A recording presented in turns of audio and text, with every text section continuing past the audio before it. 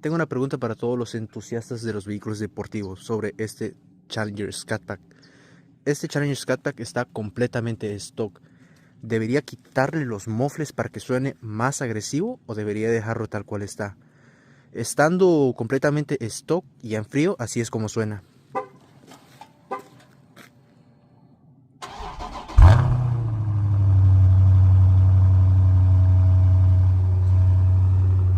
Así es como suena este Scat Pack estando completamente stock. ¿Ustedes qué me recomiendan? ¿Le quito los mofles para que suene mucho más agresivo o lo dejo tal cual está?